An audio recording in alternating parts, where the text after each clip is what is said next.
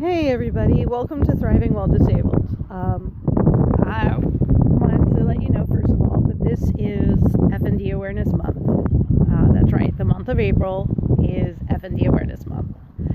FND is a condition that I have. It's called Functional Neurological Disorder, and it expresses as any form of neurological symptoms, usually multiple ones that don't necessarily go together. And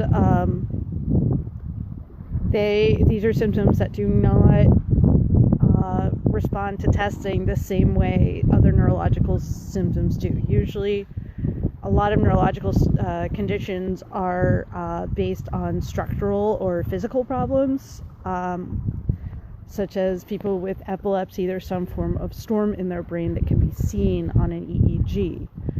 FND, however, doesn't have those physically identifiable triggers, but it still has the same symptoms or types of symptoms.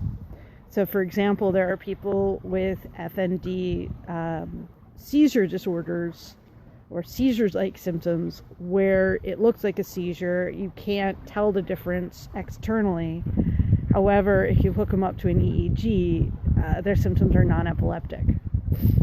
Non-epileptic seizures can overlap with FND, but usually there's additional symptoms as well. In my case, my FND expresses mostly as movement symptoms.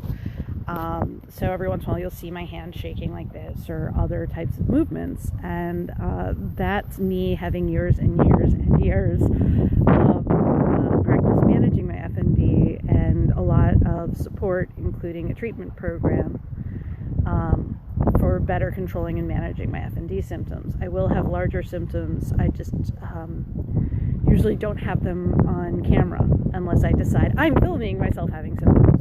And usually I have to have somebody else do it because I'm shaking so bad. My case, it also expressed as bladder dysfunction, so extreme urgency and things like that, which the degree and severity of it have waxed and waned over time. And I also, since going through the treatment program, now also have sensory symptoms like numbness in my leg that varies in severity. Occasionally feel like sections of my back have fallen asleep. Occasional pain and such that doesn't have a definable cause, things like that. My symptoms, there are no typical FND symptoms. It just, each person has their own set. It looks as though it's an area of the brain that was already somehow weakened or just genetic predisposition towards weakness, that the brain tried to find a way to express stress in other ways, and that was the weakest spot, so that's where the symptoms went.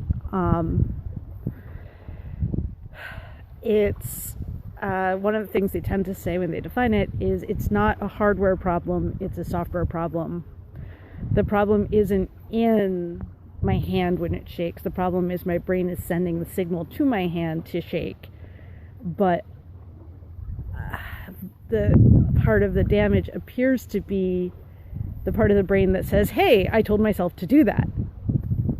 And so my brain sends a signal to my hand to shake, just like I consciously would tell my hand to shake, but I don't know my brain sent that signal. My brain didn't give me the feedback of, hey, you said this would happen. It's a little complicated, but it is what it is. So over the years, I've gained a little more control.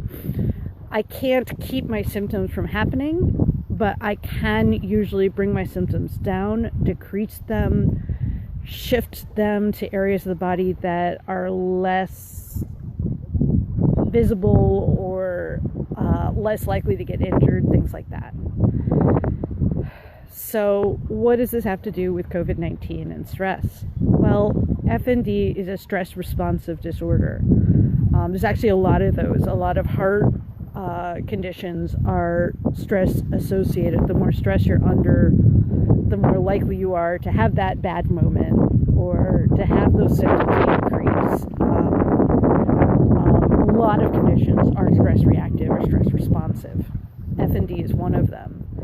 So for people with FND, we're not at particularly greater risk of being killed by COVID-19 unless our symptoms themselves increase the risk. Like people who are bedbound have a higher risk because their lungs are already weaker. So people who have FND and are bedbound have higher risk, but people in general with FND don't.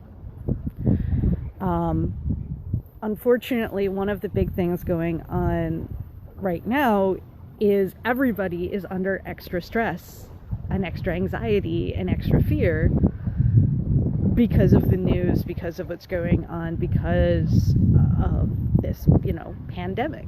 And so everybody with stress responsive conditions is more likely to have those symptoms, even if they don't contract FND, even if they don't contract COVID-19, simply because, we've got all this extra stress going on. We've got more people worried. We've got more people in fear. We've got more happening.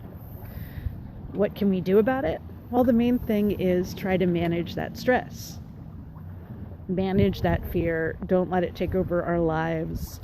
Do whatever we can to not be so stressed so much of the time. Me personally, I'm doing that through my daily walks. I'm doing it through meditation. I'm doing it through mindfulness practices. I've got coloring books waiting for me if I need them, and things to color with. So I've got a bunch of things stockpiled and set up to use to help myself manage my stress. I am hoping that those of you with and without FND are able to do something similar. Think about what helps you relax and do it more.